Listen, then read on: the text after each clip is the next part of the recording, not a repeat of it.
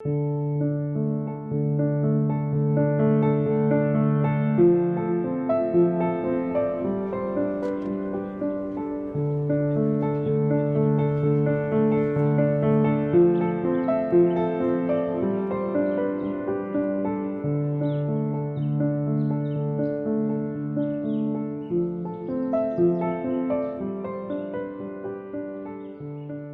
enfrentamiento de la sociedad civil.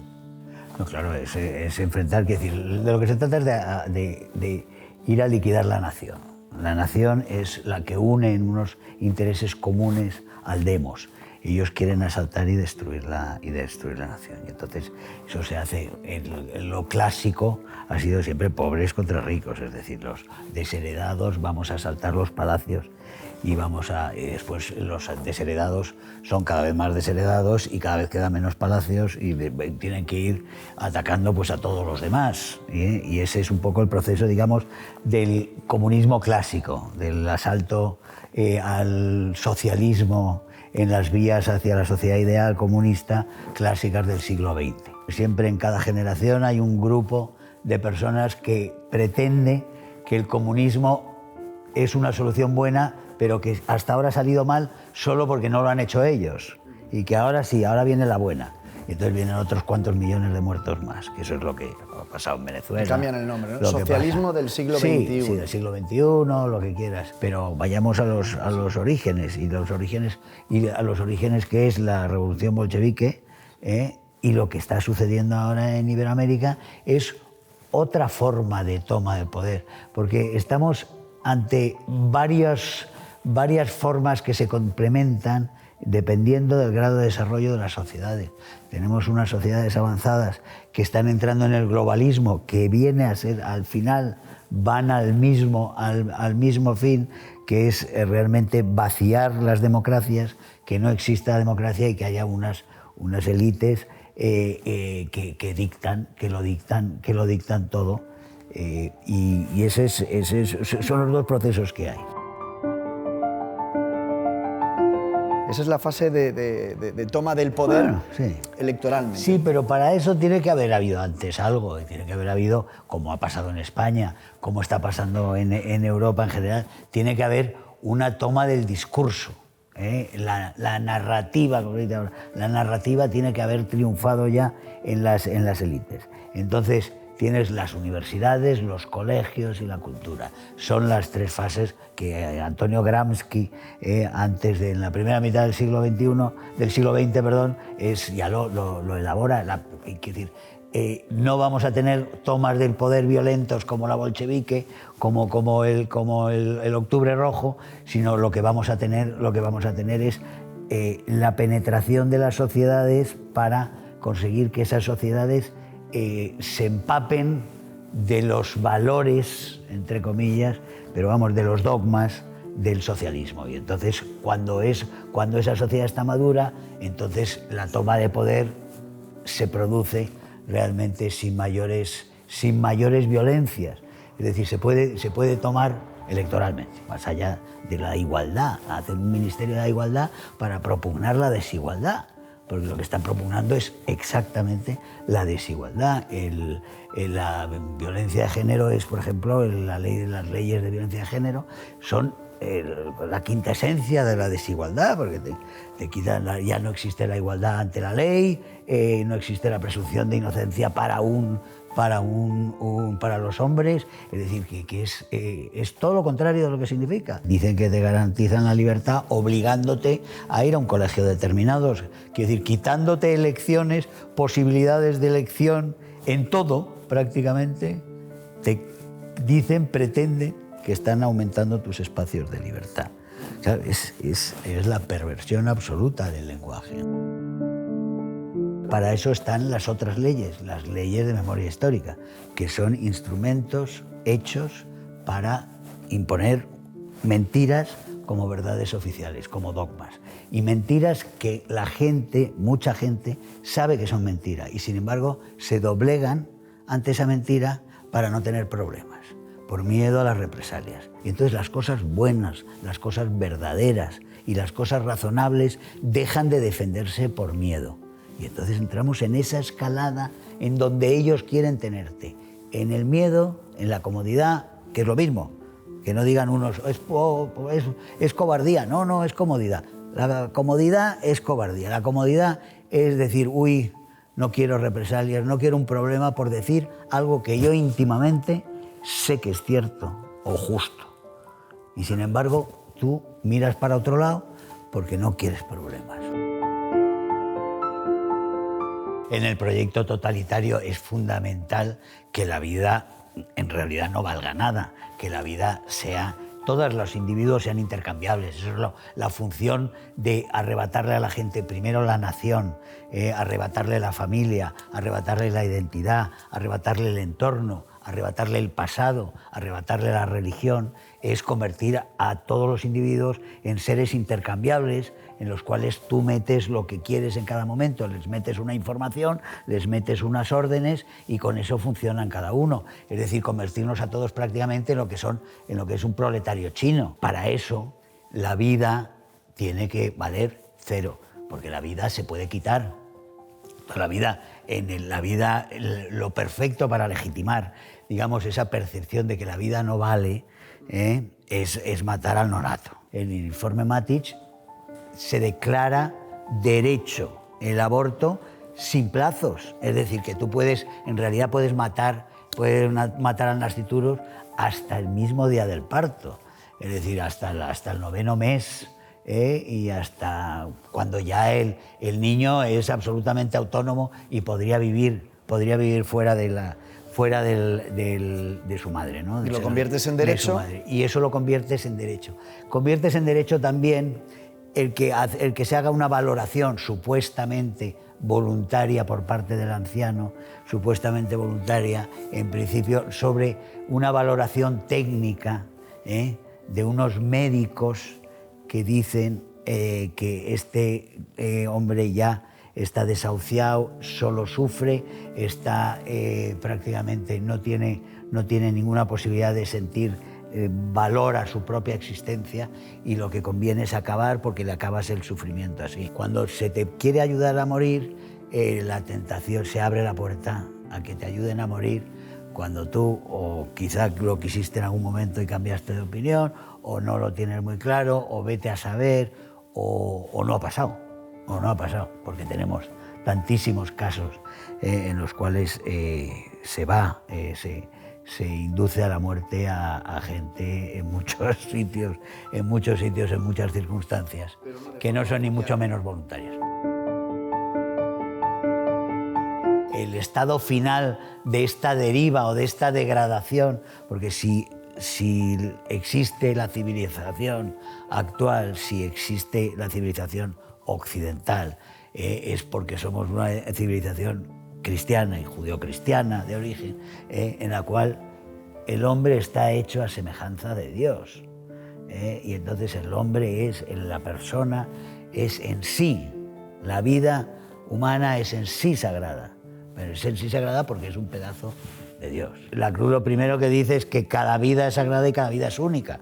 Entonces eso te destroza todo, el argumentario. ¿Qué pasa por eso? Pues por eso se odia la cruz, por eso la cruz genera tantísimo odio.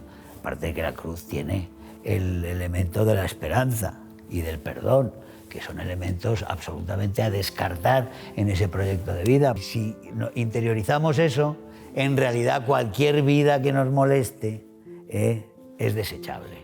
Y cualquier vida que moleste puede ser otra gente también. No tienen por qué ser enfermos ni tienen por qué ser nasciturus. Puede ser la gente incómoda, los que protestan, los que no trabajan, o los que trabajan para otra cosa que no te guste, o los que son activistas contra tu modelo de sociedad.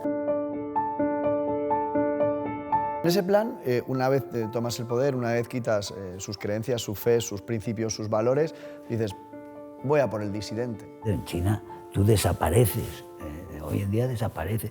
No han vuelto a tolerar nada desde el 4 de junio del 89, que fue Tiananmen, no se ha vuelto a tolerar nada. Es decir, los disidentes desaparecen. Los médicos que advirtieron sobre el COVID, que advirtieron semanas y meses antes de que reconocieran las autoridades chinas el COVID, ¿comprendes? Están muertos todos. La obscenidad intelectual que supone cómo se ha igualado todos los medios obedecen, vamos, el 95% de los medios obedecen una serie de consignas que muchas veces son, pero aterradoras o absurdas, y sin embargo, sin ningún tipo de cuestionamiento, entran y los defienden y descalifican a todo el que no defienda eso. Eso solo se ha visto en la Unión Soviética, solo se ha visto en el nacionalsocialismo, en este grado. Cuando desaparece la Unión Soviética, montan el Foro de Sao Paulo. El Foro de Sao Paulo es esa sustitución para los países. Cuba lo entiende como la forma de arroparse con un poder como era como Lula, emergente en Brasil, y forman el Foro de Sao Paulo con una serie de comunistas, guerrillas y demás fuerzas de izquierda. Digamos que el petróleo de Hugo Chávez, el petróleo de Irán, es el que empieza a pagar los recibos y empieza a dar credibilidad a ese socialismo, sí, ¿no? Bueno, sí. A financiar ese socialismo que aparentemente resuelve todos los problemas. Es que entonces es cuando viene, porque al principio no está Chávez, ni tienen ellos disposición de un tesoro como es el petróleo venezolano. Es después cuando entra Chávez. Se junta el petróleo iraní y el petróleo de Chávez, pero sobre todo el petróleo de Chávez en una época en la que cuando él llega al poder, que es una época que vale el barril a $150, realmente el poderío para comprar voluntades, para comprar partidos, para comprar países prácticamente de Venezuela es ilimitado, es prácticamente ilimitado. Y entonces es cuando empieza a surgir todas estas fuerzas en todos los países, se van articulando con Chávez para crear esa comunidad de países del socialismo del siglo XXI, que se forman todos ellos con los cheques de Chávez, y que compran también, compran a profesores españoles que se llevan allí a dar clases al ejército, a dar clases, pues ahí están todos, empiezan por el Ramón, los constitucionalistas valenciana, ¿no? Sí. Pero después está Bestringe, está Monedero, está Pablo Iglesias, está Rejón, que también va a Bolivia a escribir la Constituyente. Es decir, son una trama que entra dentro del Foro de Sao Paulo. El socialismo en el país más rico de América hunde el país más rico de América, que hoy en día está a los niveles de Haití, que ha sido siempre el país más pobre de América. El país más rico se convierte en el país más pobre, teniendo debajo la bolsa más grande de petróleo del mundo, mucho mayor que la de Arabia Saudí o de todos los países del Golfo. Lo que pasa es que los ingresos del petróleo que desaparecen, son sustituidos para el poder digamos, de comprador corruptor. El poder corruptor son sustituidos por la cocaína. Y entonces el Foro de Sao Paulo se enfoca, es donde cogen poder las FARC, el ejército venezolano entra directamente en el negocio. El cártel de los soles. Entra directamente en el negocio de la cocaína, y entonces ahí entran ya todo tipo de fuerzas irregulares, más las empresas legales e ilegales, las empresas para el blanqueo de todo el dinero de la cocaína, y se empieza a hacer de la cocaína realmente el motor de la financiación política, de la expansión de la izquierda y del narcosocialismo, que se llama narcosocialismo por eso. Y las FARC, con el Estado venezolano, con el ejército y Maduro, se convierten en el primer traficante de cocaína del mundo hacia Estados Unidos y hacia Europa. Tenemos en la Unión Europea a un máximo representante de la política exterior que trabaja sistemáticamente en favor de las narcodictaduras. O sea, tenemos a un señor, Josep Borrell, que es un protector de la dictadura cubana y es un protector de la mafia narcoasesina venezolana. Y eso es así. y lo tiene que saber todo el mundo. Nuestra soberanía no la va a defender el rey Mohamed ni Europa. La soberanía de España... La soberanía de España la defienden los españoles. Y lo que tenemos que hacer es aliarnos con aquellos fuera que defienden sus propias soberanías. Todos los patriotas en Europa, los que están en contra de que desaparezcan nuestras naciones, que hagan un tabla rasa, que manden unos seres desconocidos, porque no los elige nadie.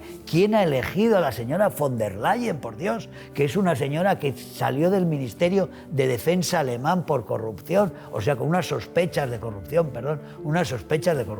muy serias y sobre todo con un trabajo de ineptitud manifiesto. Nadie controla a esta gente, nadie es responsable de ningún error en la Unión Europea, nunca. Eso no puede ir bien y eso no puede acabar bien. Para eso hace falta primero nosotros. Que nadie piense que Europa te va a sacar de los problemas que tú tienes si tú no haces frente a esos problemas. No, pues si nosotros no defendemos la integridad nacional, nuestra integridad nacional no la va a defender Europa. Este gobierno llegó de esa forma, Pedro Sánchez prometiendo que él haría frente a los comunistas, y sin embargo lo que ha hecho ha sido aliarse con los comunistas y adoptar el programa del proceso de cambio de régimen, que es un proceso que inicia Zapatero. O sea, todo esto, nada más ser nombrado secretario general Zapatero en el año 2000, comienzan los contactos con ETA y los contactos con Carlos Rovira, con ERC, para crear el proyecto de cambio de régimen viene de entonces. En realidad en España lo que tenemos es la tiranía de la arbitrariedad de unos delincuentes que nos gobiernan. Eso es el término exacto para explicar la situación actual de absoluto descontrol en lo fundamental, y de control totalitario en lo que es las libertades políticas y públicas. El mensaje que hay que transmitir es que quienes crean realmente que esto no va a ir a peor, sino que ellos van a poder seguir viviendo así, de esta forma, como malviven o dicen, bueno, estoy un poquito mal, pero vamos tirando, que sepan que las cosas pueden ser mucho peores y que van a ser con seguridad muchísimo peores, si no hay una revuelta nacional aquí y en muchos otros sitios, si no hay una revuelta nacional de voluntad de poner pie en pared y decir hasta aquí hemos llegado y a partir de ahora asumimos una responsabilidad en recuperar la verdad, en defender la verdad, en defender la decencia, en levantar la voz. Los que se consideren algo, los que crean en la dignidad del ser humano y los que crean en la dignidad nacional y en su familia y en sus hijos y en sus nietos, y los que quieran, tengan la capacidad de amar a su país, a su casa, a su familia, a sus referencias, a sus antepasados, a la historia. Quien tenga amor, que defienda lo suyo. De meternos en una aventura de hacer las cosas bien, sacrificando, asumiendo responsabilidad, disfrutando de la responsabilidad que asumimos, y gozando de percibir el cambio, que existe. El cambio está ahí. Una España orgullosa de sí misma, orgullosa de su pasado, con sus sombras, con sus inmensas luces, con su inmensa grandeza, generosidad que tuvo durante siglos, con todo lo que consiguió, que la gente no sabe lo que es y ha sido este país, el legado de este país a la humanidad.